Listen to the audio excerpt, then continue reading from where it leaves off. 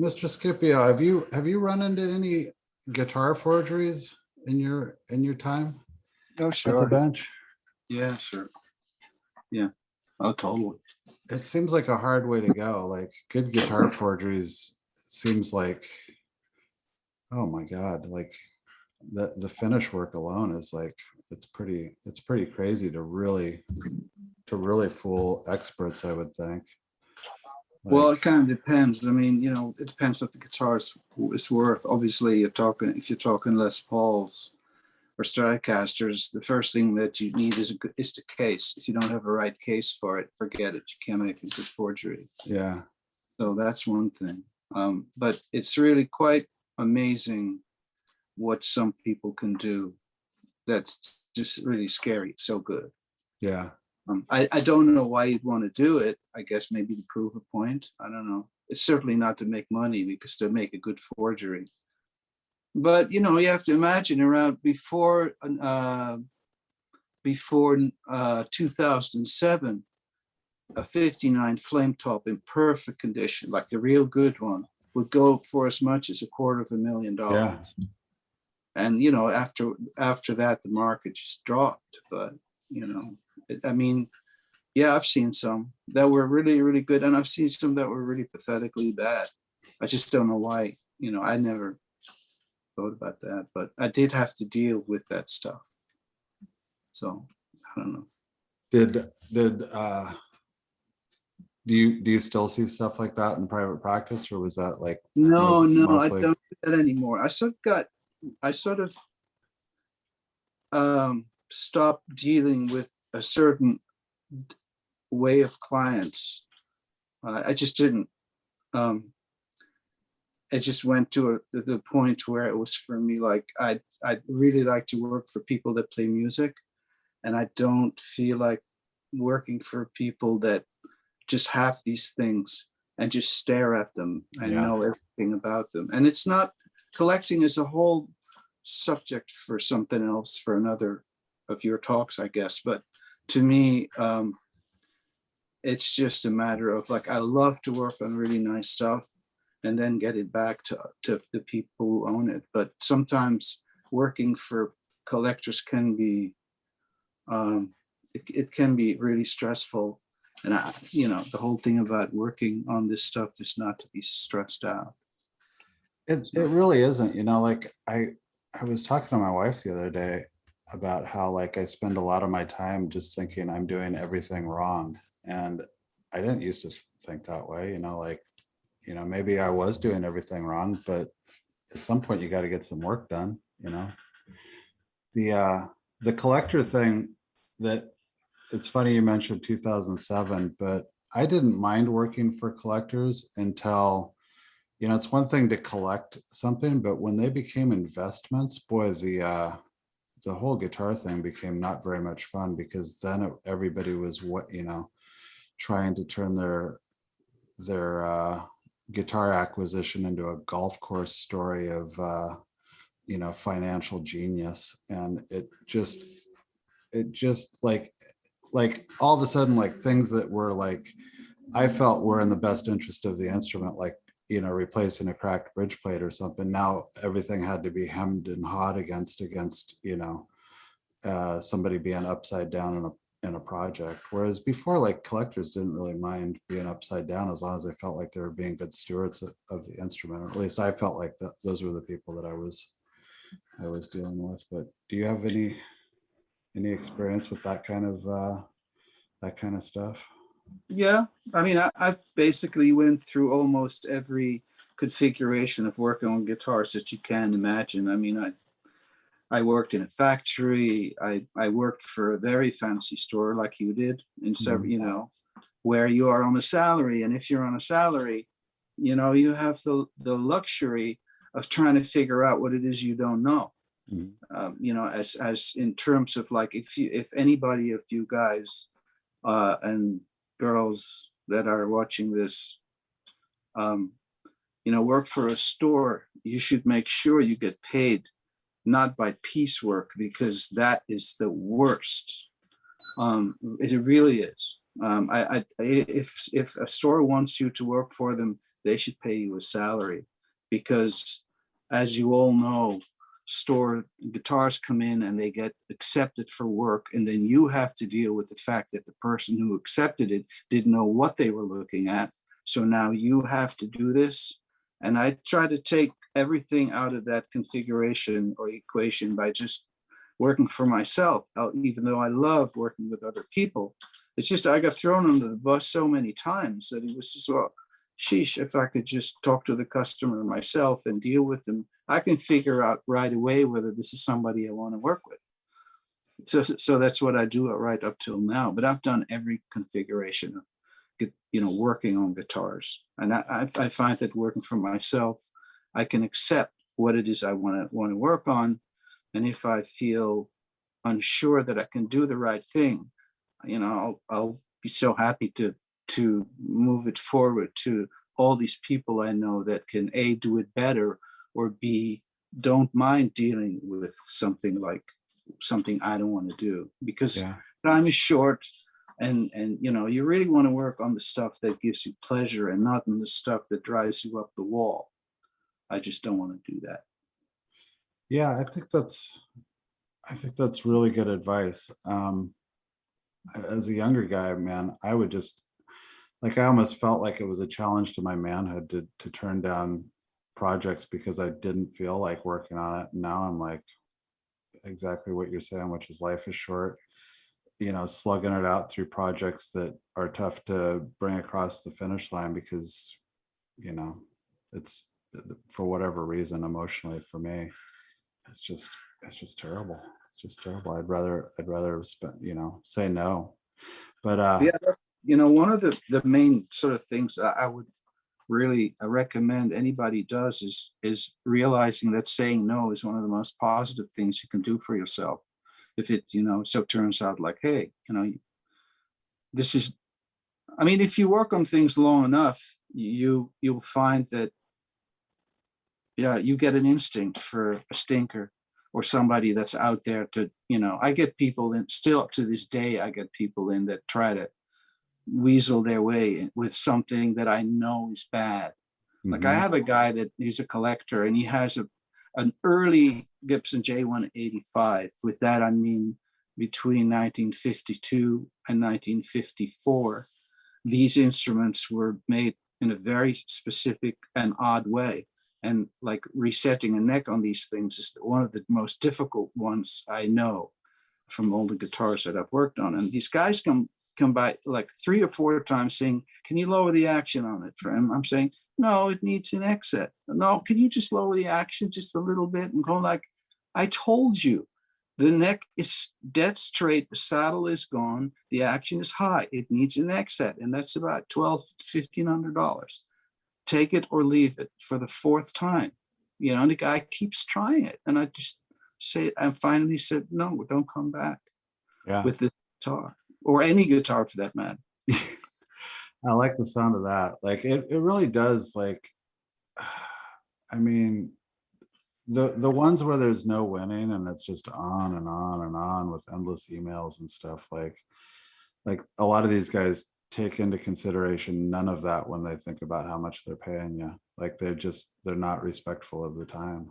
But no, and the time is, your time is, you have to be paid for that. I mean, as for what it is we do, you have 2 goals. One, do the job as well as you can, but the other one is get yourself paid properly to what it is you think it's worth. And that's really important. It's just as important as like doing the job right, because if you already know that you're not going to get paid for something properly, working on it, you can only work for so long for love and no money before you become sour. yeah.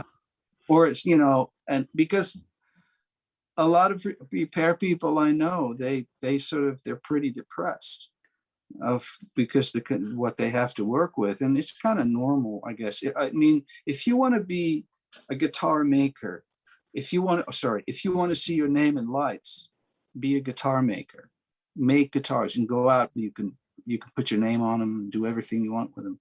But if you work on guitars as a repair person, it's really anonymous. And most of the time, you know, you should not be mentioned. You should just come in, do the work, get paid, and you know, except with cases like you, who actually, you know, people now know you as a very important person in sort of education of fixing guitars. But in generally, people like me that are not very good teachers through experience.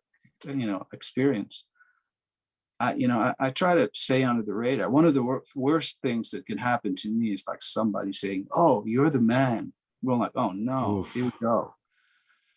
Another guy with a pork pie hat and wraparound sunglasses. Like, do that shit.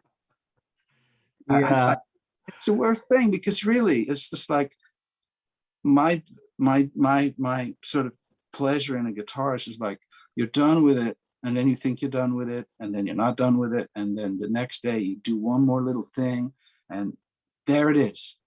There's the G chord that sounds like you knew that's in the guitar. And then you go, wow, that's it. And then, you know, the person as well goes, yeah, that's it.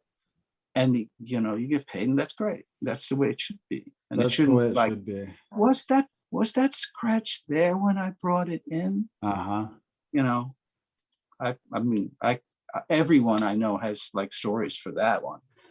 That's a real thing. You know, I had when I was in private practice, I had a couple guys accuse me of dings, and I was just like, dude, I used to work in the finish department of a major manufacturer. I know when I do a ding, like I know it. And for you to say that is to basically call me a liar. You know, like there's no two ways about it. This didn't accidentally happen, but Well, if you are a one-man band and you know and you're trying to establish your reputation, make double sure that whenever you know you write something in on your form, have a very large, maybe a whole page where you describe what the every ding and everything that's on the guitar, and have the person sign for it. Because I've had people walk in on a summer's day wearing a winter coat and a winter hat with a mandolin that was like completely spotless. And the first thing they said, "Oh, you know, I want you to make sure that there's no scratches on this thing."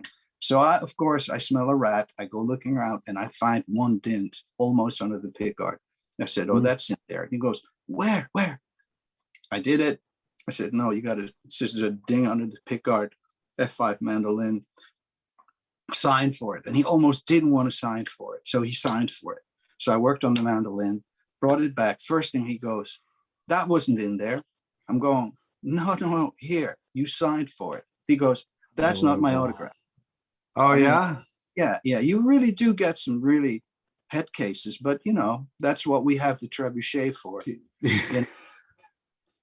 Have you been launching instrument? Do you launch an instrument or launch a customer? Which do you load up into the trebuchet, or do you put them both in there? both if I can, you know, if Yeah.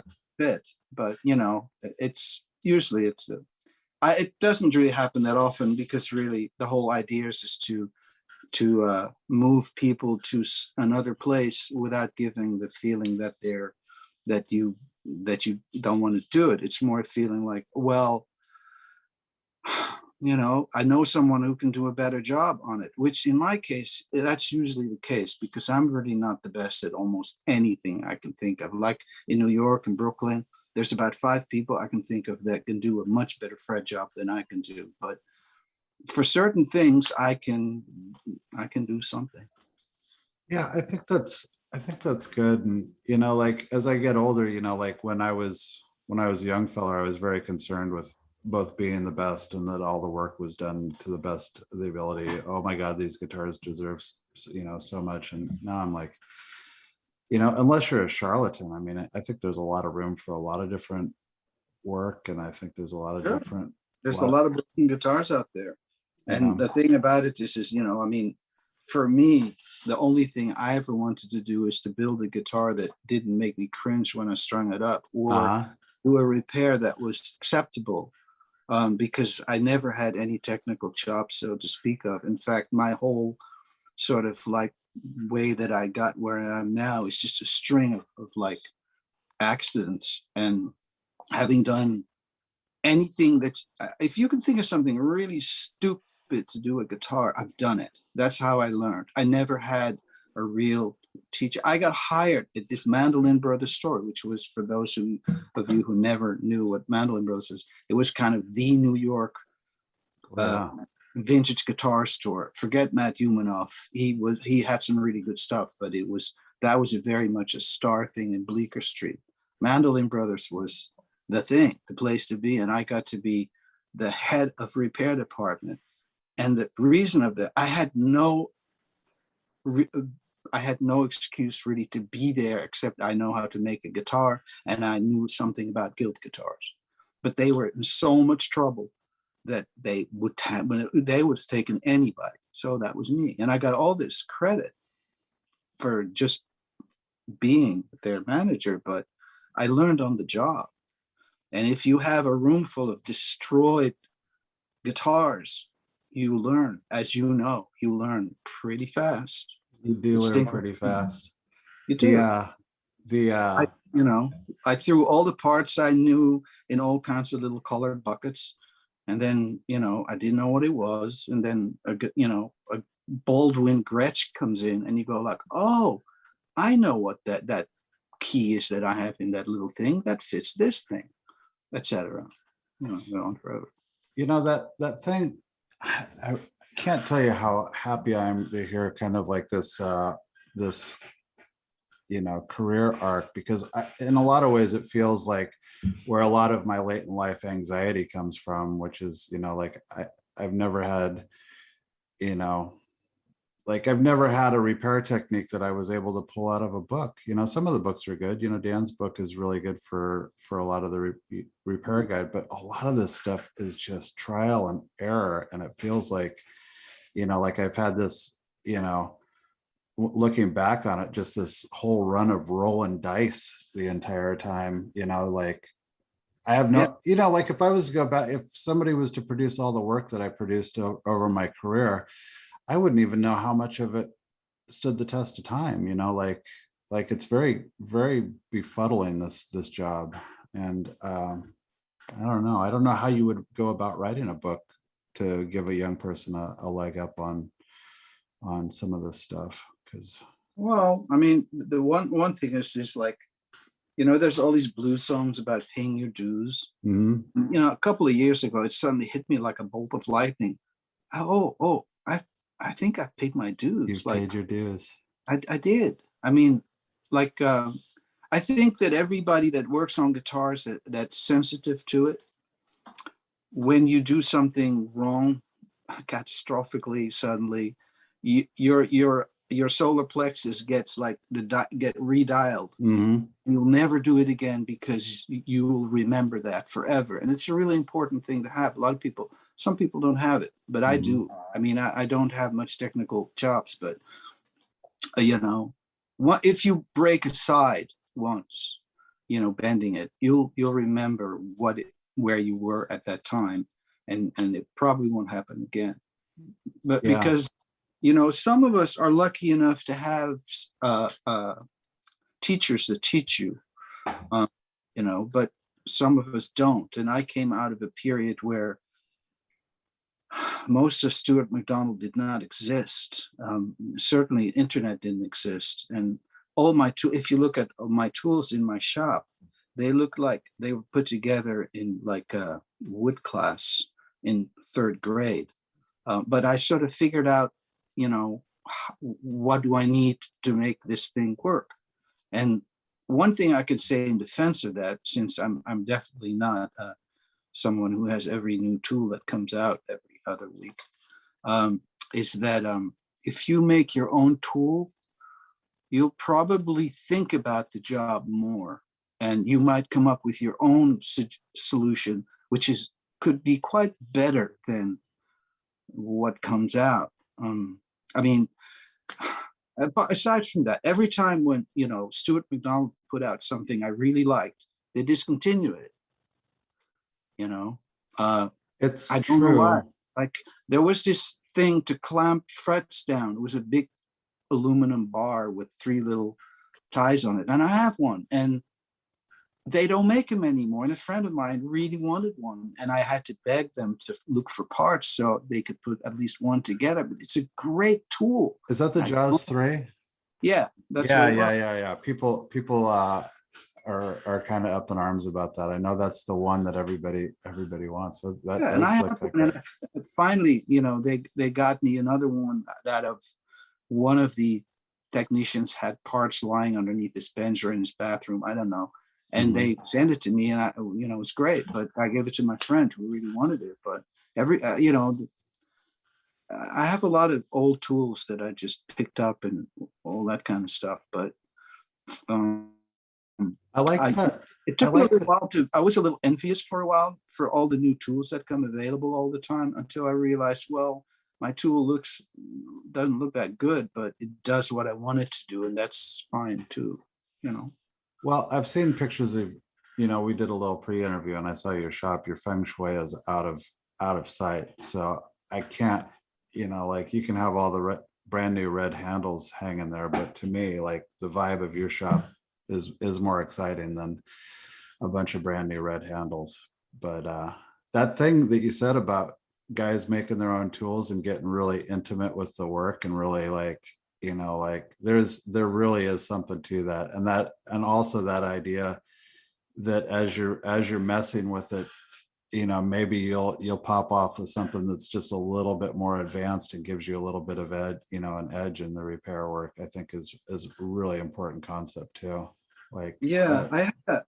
I had a friend or have a friend who got his job to make a very odd scale guitar in an existing guitar, like put tiny little frets between all the other frets so you could Mhm. play a really strange scale. I forget what it was, but they needed a tool for that. And I would never thought of this for myself, but because this friend of mine asked me about it, I made a tool together out of a capo and a magnet and a piece of like brass from Stuart McDonald, and it worked. Yeah. And it was kind of cool because if I would have thought of myself, I probably would have not thought of that particular solution. So what I really mean that when I say like if you do it yourself, you might come across a better idea of how to solve a particular problem because every other guitar needs its own special tool. And some of the frustrating things about repairing guitars is the fact that nothing is the same. Like you might get a one Les Paul in, and this next one that's maybe 10 years older or younger, it's completely different, and it has a Totally different. completely different. Yeah. And if you don't have the flexibility to look at it, or you haven't given yourself the time to take some space between one product and the second project, like one guitar is done, right? Next one, it's just like, oh, you might, and that's unfortunately the fate if you work in a store where someone says, this is sold, get this done. You go like, well, no, it's not ready to go. But, and if lucky, you get the chance to fix it. But in my case, often I got thrown under the bus for the fact that it wasn't right. And going like, well, you didn't give me the chance to make it right, or you didn't have the money for it. I How mean, many? that was one of the hard things in one of those fancy stores that I worked in because, I found out that about at least half of the vintage inventory, was uh, on consignment, which means that they wanted to sell it, so they wanted the money. The store took 20% or whatever it was, and it needed an exit. And I'm going like, well, what are you going to do with it? How are you going to sell this? Well, can't you do a cheap exit? Oh, oh, that You've been that there. it that inter, like a friend of mine's in Nashville, and he does some work for some of the stores that we used to, or some of the people that we used to work for. And his thing is, the interests of a repair person and the interests of a store owner are the only thing that we have in common with them is that there's a guitar involved in it. Like all of the other interests are completely going at odds with each other. Yeah, I mean, of course, the dealer wants to get the guitar out with the least amount of, with the highest amount of profit, and Correct. we have to attach our reputations to the work. And I'll tell you what, like I see stuff getting represented on like some of the online sellers like Reverb and G-Bass or something, and they'll put like, my buddy's name on it or my name on it, or, I'll see a repairman attached to it. And I'm like, don't do that. Like what, like why, why do that? I Oh, I just mean, had one last week of a guy that wanted me to do his guitar, which is J45. And I said, I'm sorry, you're in Brooklyn. I'm in Massachusetts right now. I can't do this, but here is like the contact of 4 people I trust with this guitar. And he wrote me back saying, oh, no, no, I want you to do it because I want to sell it and I want to have your name on it. That was in oh, an email.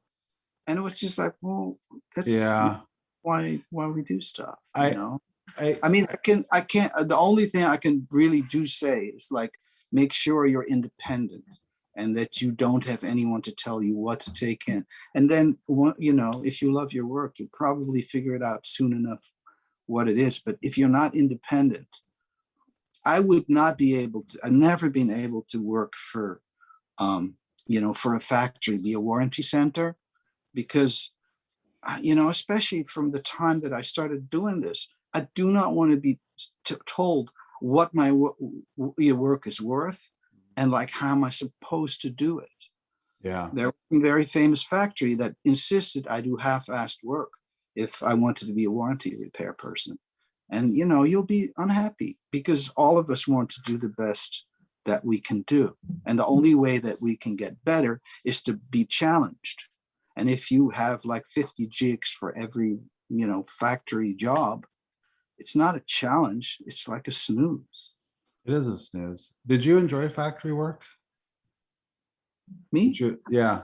I I know you were in the repair department, but did you enjoy the environment the, at all? the guild factory was just incredibly fascinating. I'd get sued if I talked what I really saw there in terms of like how people were mistreated and Oh, okay. people stole and Yeah. and filched stuff and how the factory went down. I can really point fingers, but in general, I really enjoyed working with the people on the floor because they were the ones that made the guitars. And most of them were, in Gil's case, either Portuguese, Cape Verdean, or Calabrese. And most of them did not speak English very well. And so you had this really great time with these people that's just going to do whatever they're going to do. You could Yeah. tell them, make it like this, and they're going to do, no, I'm going to do it like this because I know how to do this. Okay, go away. And so, like, when people talk about, like, well, why are such old guitars from, from the 20s and 30s or the teens, why are they made that way? I'm going like, because it's made in the European way. It might have been made in Kalamazoo, but it was probably some Italian guy working who basically said, I'm going to do what I'm going to do. And that's it. If you don't like it, then, So I really enjoyed working with the folks, but, in generally, that factory was a heartbreak in a lot of ways, to see how things, we had no tools in the repair department. Everybody was abrading. I was the only person that was sharpening a chisel, except for the neck setter, but there's another story.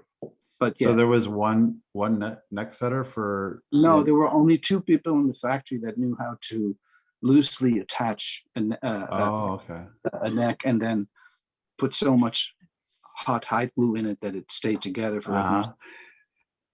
Uh-huh. Some of that hide glue was tenacious. Like those gills, man, taking those apart. Who we?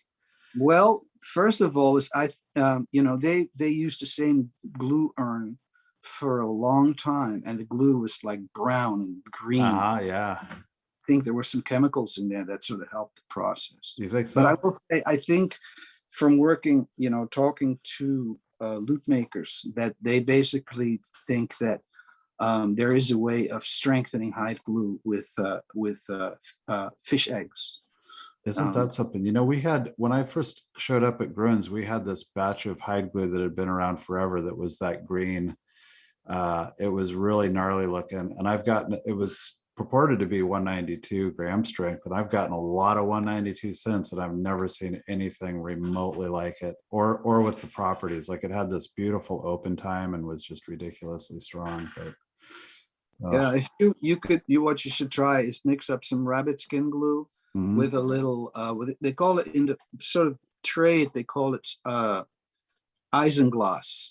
And you mix that with a little alcohol like gin, or if you have Everclear, if you live in a state with Everclear, and mix a little bit of that in the hide glue and do a test. You'll be quite amazed what it will do. Isinglass? Isinglass. I'll have to look that up. The isinglass was this sturgeon bladder stuff or whatever. Is that from rabbits? It's sturgeon's eggs. It looks kind of like Japanese rice noodles. All right. Okay. Awesome. Oh, this is some deep tips.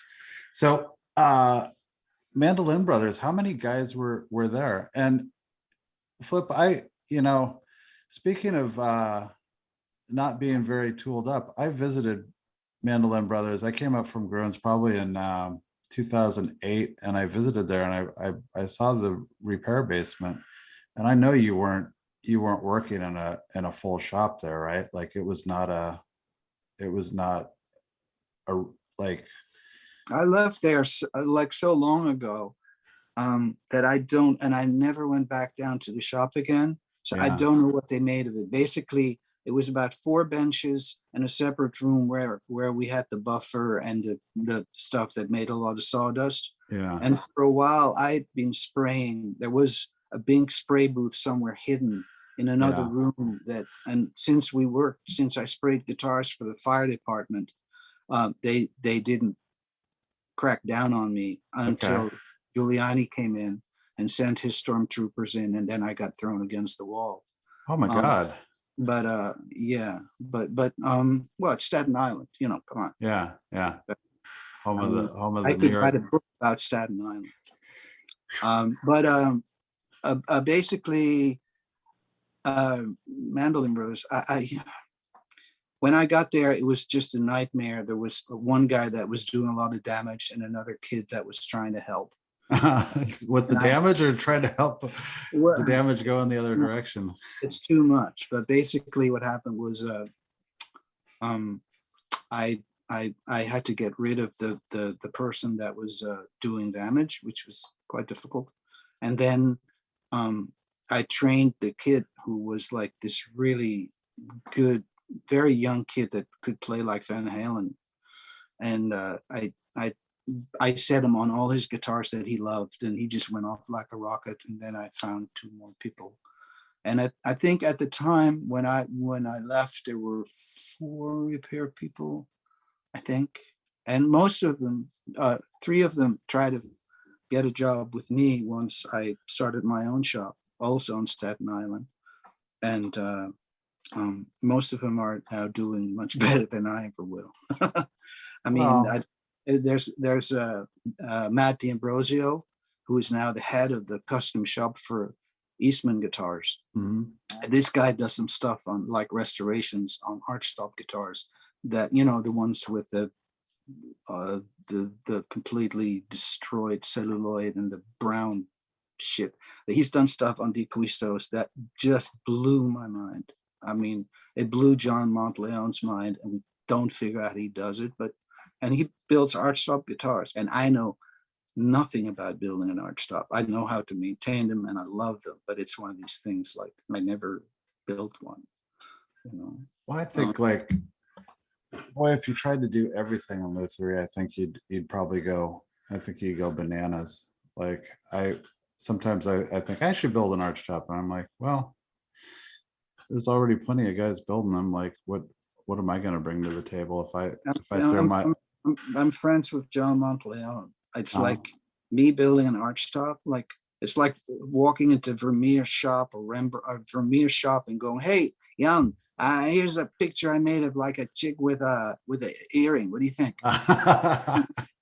It's just like, no. I'm really good friends, and I've been friends with DJ for a long time, and I've worked, on a number of, Martins. And in fact,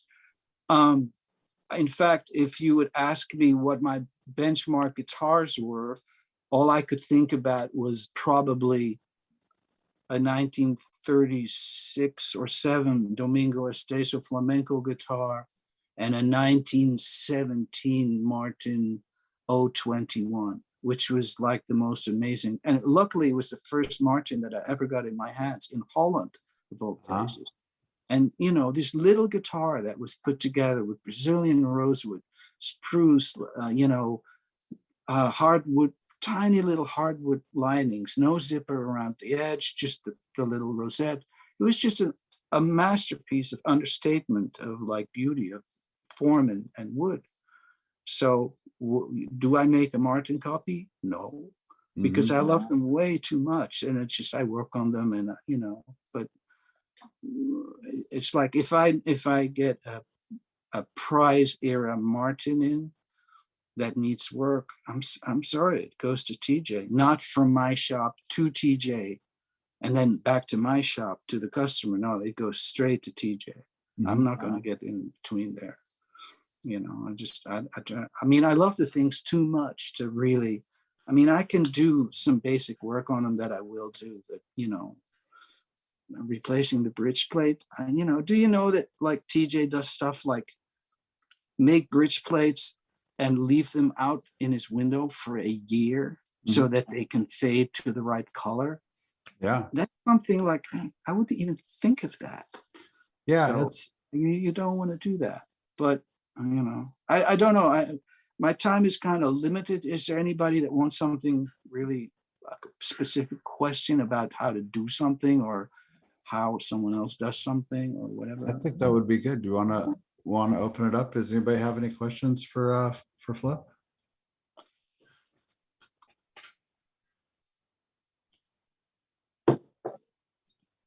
Nobody has any questions? Oh my God. Oh, I'm going to keep asking questions then. At least that saves me from giving a very embarrassing answer. So, oh, but I want, hold on. I want to show you something. yeah.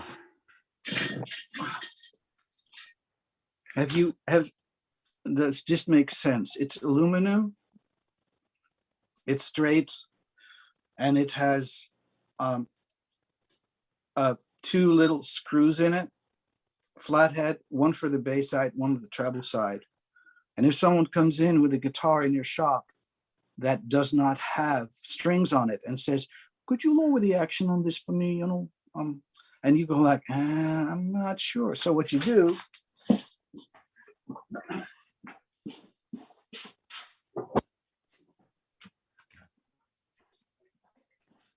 and maybe this is totally superfluous, but basically as a guitar with it doesn't have strings on it, right? And you put this thing right on here, and it sits on the saddle here. But the screw that indicates that the action is acceptable at the 12th fret. Hold on. Oh, cool. It doesn't touch the fingerboard, which means that the action is going to be way too high. Okay. So basically what this thing is, it's just a string. It's a string. And you can put it on the thing here on the guitar, and you see. And there's awesome. And it has a bass and a treble side, and you can adjust the machine screws, and you just adjust it. So you can actually see if a guitar comes in without strings, whether the action would be good, you know, acceptable for you, the way that you adjust these two little screws here, you know. Awesome. And it really saves you a lot of trouble. I mean, I don't use it to set necks because I set next to a saddle that I like. I don't have a gauge that goes on the guitar. I fix the bridge, I flex the top, and I decide how long big the saddle is. I mean, a nice old D18 really doesn't want a high saddle. You're going to change the sound on it a lot. So I basically make the saddle and then set the neck to it. So basically I sort of make the joint, I put it back in, clamp it in without glue, string it up and see whether the action is right. And if it's good, then I'll glue it in. Do you find since I only use hot height glue, it does that funny thing where if you glue it in and you clamp it, the neck goes back a little bit. So you don't have to worry about the difference between the strings under tension and under tension. You know what I mean? So I said it to I don't use a gauge because every guitar behaves differently. And if there's anything that's horrible to me, it's like having a neck set on an old guitar with a gigantic saddle and low action. It's pretty bad. It's pretty And bad. also, a long time ago, I decided to stop taking repair work in that comes from another place because I was in Staten Island where, it got pretty dry in wintertime. And then you set a neck and then it goes back to Mississippi. And then the guy goes, it looks very nice done, son, but I don't understand a thing about what this thing, he actually still had because the guitar went right back. So I've always been a big fan of doing local repair work. I make guitars for people on the West Coast, so that's okay. I kind of know what they're going to do, but I just sent a guitar off to Hawaii and I'm like, I sent it off by my standards overset by a little bit. And I hope that the Hawaiian humidity attacks it perniciously. But so can we talk about the guitars that you're building? I saw it's a flat top, but I think it's pretty jazzy. Do you have one handy? No. No? I only make guitars when people approach me and give me a little bag of money. And then I start working on it because I've always felt so embarrassed about going to somebody that I love, and then going like, here, try my guitar. I can't do. I have the greatest admiration for people that do, like Linda Manzer, who basically has a 35-year relationship with Valentini, and she just went up there and she did the horror show of like, will the bouncer let me through, all of that stuff, Cold call. Aside from that, there's this other thing that happens as a guitar maker. I want to go to a show and enjoy the music. If I'm sitting there with my guitar, self-conscious that I have this guitar bag with me, aside from can I put it there and like I'm going to let in and they're going to like it, I'm not going to enjoy the music. So I never want to do that. So the only thing I make is for people that know me through repair work, or if someone said, well, he could do it. But I must say that as sort of like dinosaur like that sounds, for the last 2 years, I've been getting really nice commissions through Instagram or YouTube of people that I do not know. They don't know me, but they've been watching people on YouTube they really love, and they play the guitar that I made, and somebody ordered one, and I did. So it's just changed a little bit in that sense. And the last 2 electric guitars or 3 electric guitars that I made were all from like, I've seen this stuff. Would you be interested in working with me? So, how do you feel about switching gears between repair and construction? Like, do you have a good sense on how to approach that? It's very circular. Yeah. It's so circular. Like I make up, obviously my first guitars were built like a brick shithouse just because I'm a repair person and I never ever want to go inside one of my guitar and repair the last brace in the back. Like, for example, anybody that works on a lot of Gibsons, and I think I see Don Erlewine shop on my little screen. Yeah, he's there. Like, even if I tap on a Gibson flat top and I hear that telltale clatter, my wrists already start hurting from being inside those things for so many years. So what I do with my own guitars is like the last 2 braces on the back, I epoxy them in. They'll never come out. Never come out ever. So the other ones, I hide glue them in or fish glue, whatever. That sounds better. But the back braces, I had rock stars coming to me like, I have a gig tomorrow. Can you fix my guitar? I said, yeah, sure, no problem. It's got a loose brace. Great. He brings in a Weisenborn. And that's the last brace, and he wants to fix it overnight. So I admit I took the brace out. Yeah. And, yeah. That's still on the bench. That's a good move. Yeah, those braces. Oh, come on. Who needs them? But my first guitars were kind of overbuilt. And the first thing I did is when I started making guitars here was to never, ever use a dovetail joint ever again. Because I'm an action freak, and I want to be able to have nice low action, and I never want to mess with the bridge, because if the bridge is right, it is like, you know, it is what it is. You have to work with that. And so you don't want to mess with that. So I found these bolts in a hardware store that had little barrels on them, and going like, oh, they move. I could do something with that, because I'd seen tailors in the Guild factory shop, and they had a big screw that goes in. And I went like, well, but if you repitch the neck, it's not going to put strain on the bolts inside the heel, and they're not crack. I don't know. So I came up with this thing, and it works really good. But you do, you know, a lot of the stuff I make is just because I might have to fix this one day, so I'm going to make it easier for myself. But in generally, like the information that I get from working on beautiful old guitars, or new guitars for that matter, is so important for, you know, repair work, and the other way around, because the repair work allows me to see stuff. I'm going like, ooh, this is nice. I'm thinking about this. And I'll try not to copy stuff. And if I do, I usually put a piece of paper in it saying, you know, this wedge-shaped guitar was influenced by Linda Manzer, or I actually did make one of those silly armrest guitar things, you know, that your arm doesn't hurt. Mhm. And I, you know, I asked Grit whether that was okay, and Laskin said, of course, you know, just give me credit. So I put a little piece of paper in it saying it's Grit Laskin's armrest. But I don't really, if I do an armrest, that's the only one I ever did.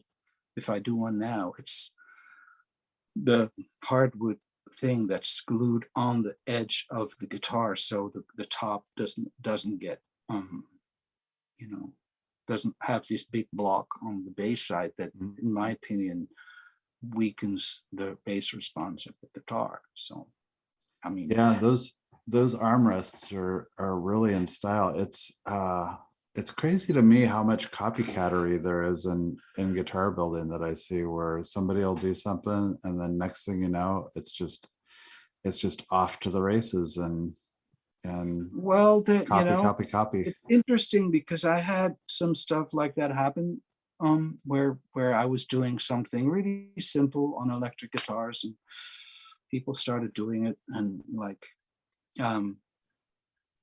you know, someone said to me like, well, you don't worry about that, you know, imitation is the most sincere form of flattery.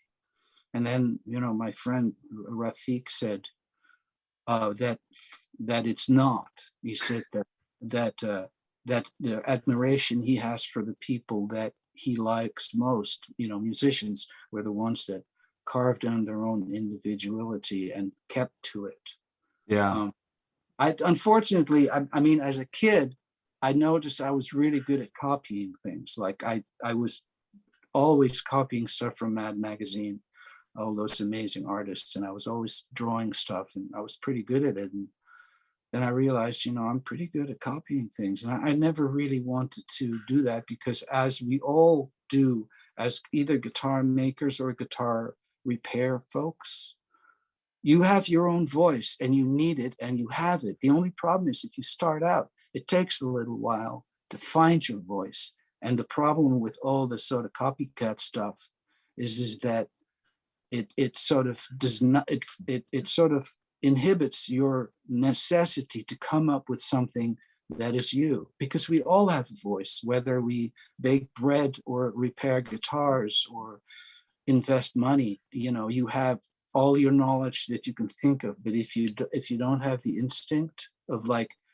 if I turn this rod one more little thing, either the front end of the thing is going to explode or the thing is going to break off, you know. So instinct is really important, but you know, you have to, as far as I'm concerned, really like it, like really love it. In fact, I often, you know, find myself double checking myself whether I still like what I do.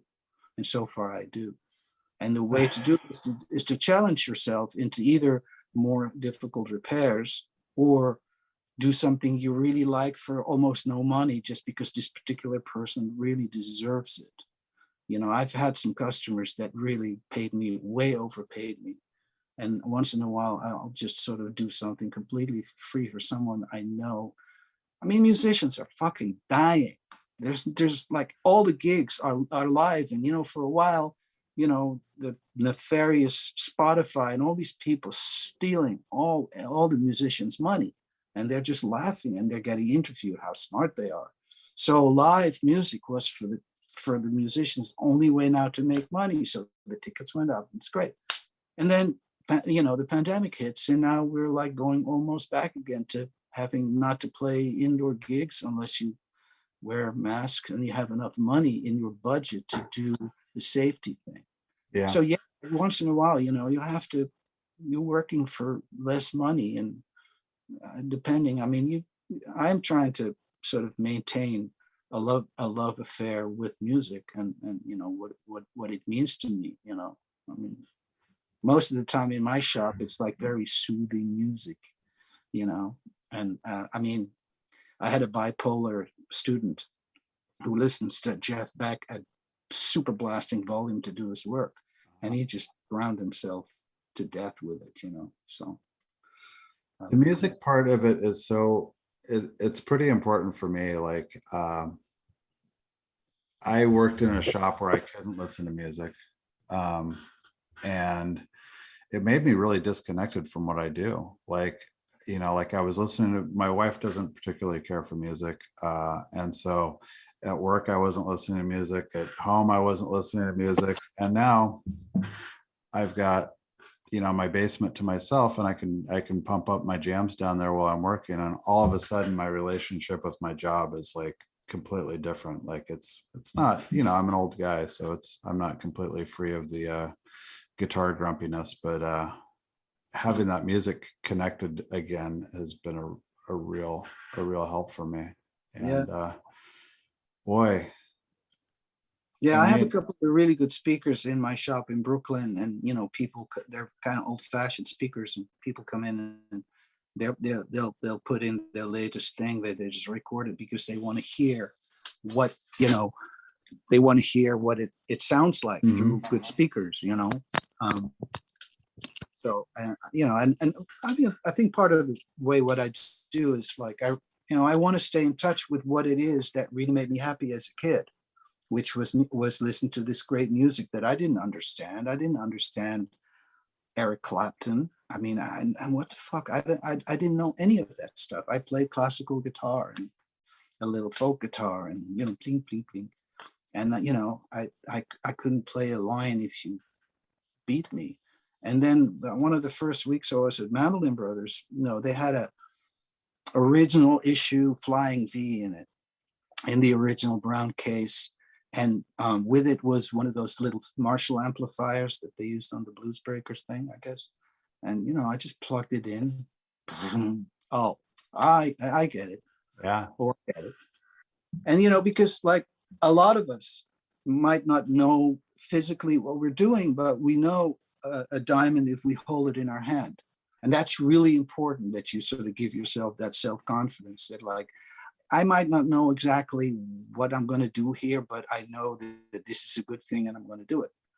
You know, that's really important, because again, that whole thing about finding your own voice is for me super important, because we all do, except that modern technology does not allow you to really cultivate it the way you want it to, because everybody is after likes and hates dislikes or whatever. There is some manipulation that really annoys me. So and usually I have my phone off in my shop, because I just know I have this Pavlovian reaction to whatever soundbite I have that tells me I have email. You know, it's 90% is it nonsense, and you know, 5% is like stuff you have to deal with, but you don't have to deal with it now. I have to do something about it too. Like I definitely, you know, like as soon as you give me any kind of positive reinforcement with those, you know, dopamine hits of likes and stuff, like my brain is just off to the races with that, and I'll be distracted, and it's a real problem. Well, great to get, you know, it's great to sort of get appreciation, but the real appreciation you really get from the fact that your stuff makes it on a record, or people just I was almost ready to give up my whole website a couple of years ago, because to me it was like all my work was getting through word of mouth. It was not. I mean, in the music world, it works just like that. If you're good, you'll get work. If you're bad, the news spreads pretty fast.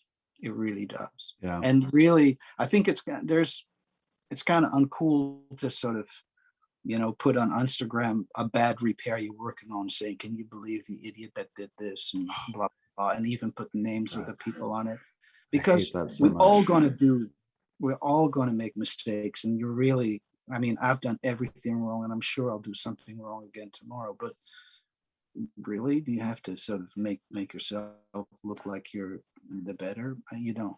You really don't. Some of Because when sorry.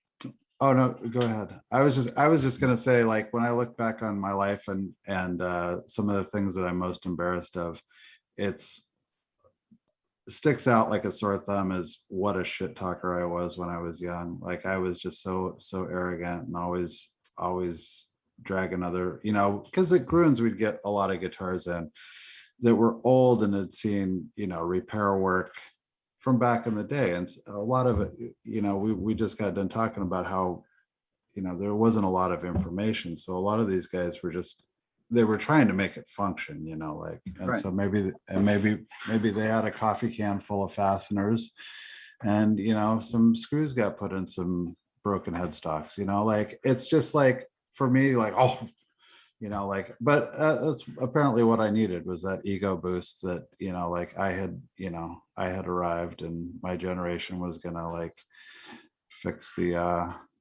all the bad repair work of the previous generation or whatever. I don't know, but I look back on it now and I think, God, what an idiot I was, because guaranteed some kids are going to come along and tear through my work, after these guitars become even more valuable, and look at it and go, what a bunch of nonsense this guy was up to, like.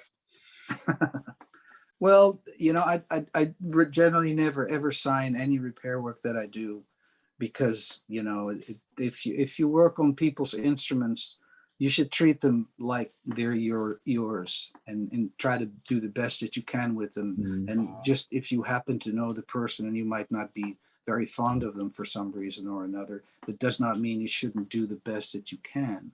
Yeah. But I have here, to sort of illustrate that that's wrong too, is like, I have a guitar from 1897. It's a Hawa Orma guitar, and it's really rare and really amazing, but it has been repaired in 1911 by Joseph Bowman, who was, I don't know if you know anything about this character, but if you look up Joseph Bowman, Bohman, if you look that up on the internet, this guy made some incredibly weird guitars and really interesting looking too. But he repaired this guitar and he stuck his label in it.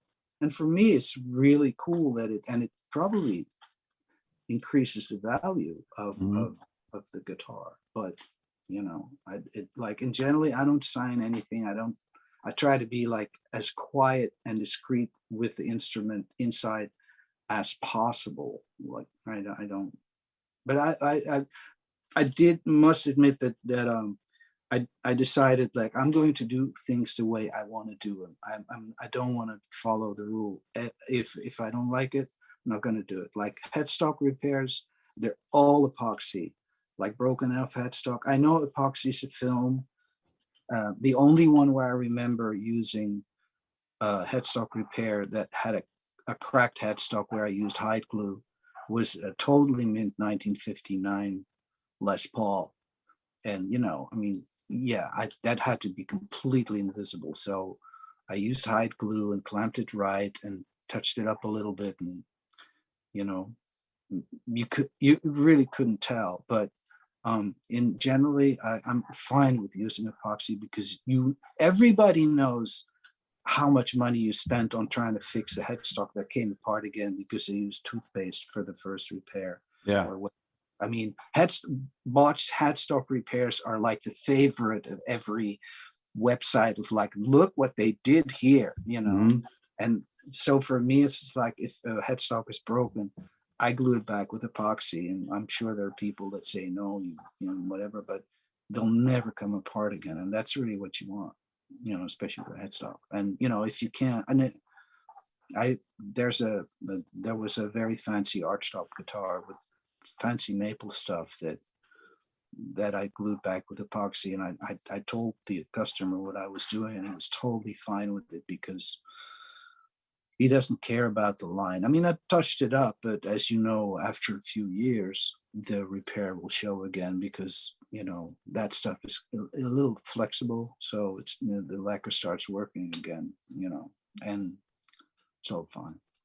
Well, I think, you know, I think everything's on the table. I gave up being I remember when I first started working on guitars, the guy that trained me was like, we only use tight bond. And so for years I would walk around going, I only use tight bond, you know, like I was some kind of adhesive snob because I discovered the miracles of tight bond. But my days of adhesive snobbery are long gone. Whatever gets the job done. Yeah, I mean, I have 4 types of epoxies in my shop. I got 3 kinds of hide glues. I got every type, you know, a lot of different Tide bonds. I mean, when I came to Mandolin Brothers, the first thing I saw was a Tide bond bottle with a green cap. Mhm. And I said, okay, that bottle, throw it into the trash right now. I said, anything that's water soluble, we use. But basically, since we do not know what we're doing, we're going to, from this day on, everything becomes reversible because we're going to do stuff wrong and we might have to pull it apart again. And you'll never pull green top Tide bond apart. So Yeah. most of the stuff, especially when I was really very, very searching for solutions for things, I made everything reversible. And in fact, because I was lucky enough, I had learned how to use hide glue a long time ago, just because that was what was taught in this guitar making school where I was in England. And so it was not a big deal for me to use the stuff. But, you know, I now use fish glue too, and, you know, super glues, you name it. It's all good. I mean, we're so lucky to have all. Can you imagine if old, you know, woodworkers could have all these cool glues? Oh, they lose their know. mind. They'd lose their mind.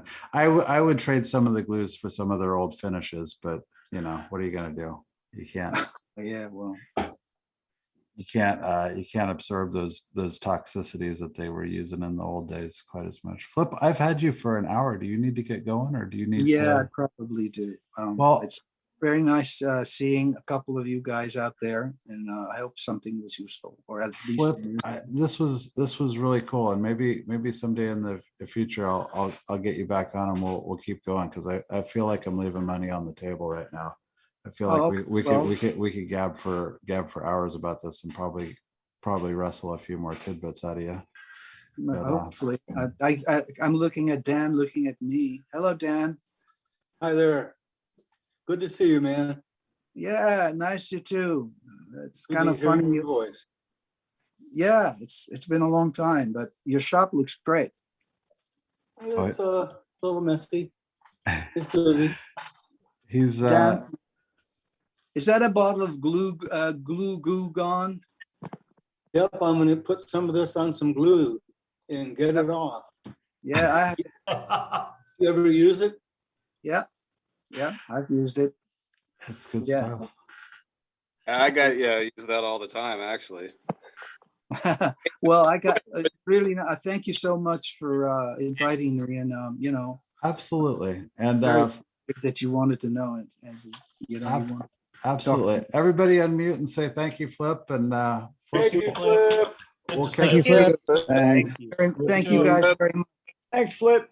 we will Thank you. catch everybody later. Everybody have a good rest of your Sunday and Luth Long on Wednesday. Come again, Flip. Oh, thanks, man. Cheers to you. Have a good Sunday.